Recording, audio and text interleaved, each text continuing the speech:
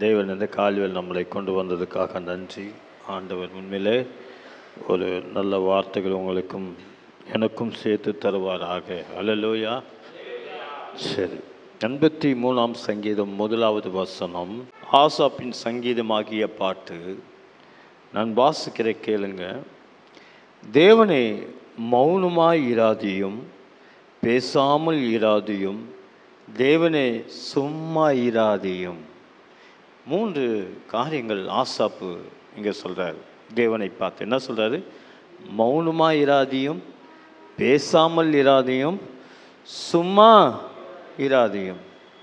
ஏன் ஆசாப் இந்த வார்த்தை சொல்கிறாருன்னா, தேவனை பார்த்து இஸ்ரவேல் பேரை, யாக்கோபுனுடைய பேர் பூமியில் இல்லாதபடிக்கு அழிக்கணும் சொல்லி சுற்றி இருக்க தேசத்தார் சத்ருக்களெல்லாம் ஒன்றா சேர்ந்து கூட்டம் கூடி ஒரு பிளான் பண்ணுவாங்க.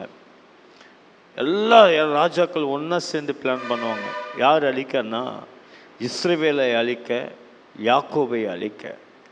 இது ஆசாப்புக்கு தெரிஞ்ச உடனே தேவனிடத்தில் மனக்கசந்து, அப்படியே இப்படி கூடுறாங்களே, எங்கள் ஜனத்தை எங்களை அழிக்க ஒருமனப்பட்டாங்களே, பூமியில் எங்கள் பேர் இல்லாதபடிக்கு தான் செய்யணும்னு நினைக்கிறாங்களே அப்படின்னு சொல்லி தேவனோட சமூகத்தில் போய், நீங்கள் பார்த்துக்கிட்டு தானேப்பா இருக்கிறீங்க. அப்போ தான் கேட்குறாரு, ஏன் ஆண்டவரே மௌனமாக இருக்கிறீங்க?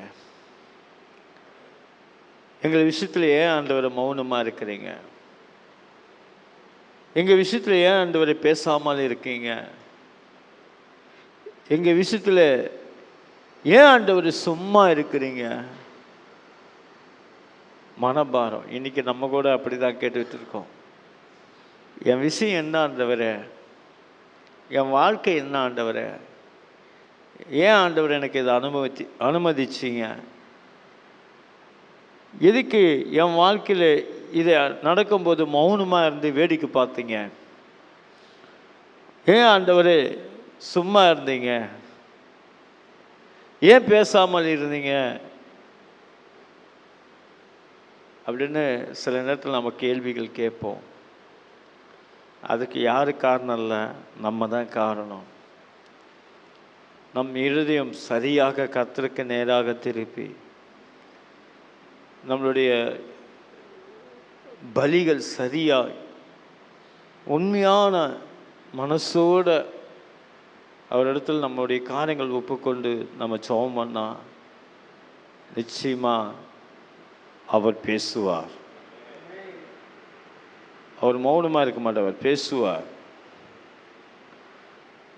அவர் சும்மா இருக்க மாட்டார், உனக்காக இறங்கி யுத்தம் பண்ணுவார். அல்லேலூயா, அல்லேலூயா. நிச்சயமாக இந்த வார்த்தை கேளுங்க ஜெபத்தில் இனிமேல். அப்போ ஆண்டவர் உங்கள் கூட பேசுவார். ஏன் அவர் மௌனமாக இருந்தார்? ஏன் பேசாமல் இருந்தார்? ஏன் சும்மா இருந்தார்?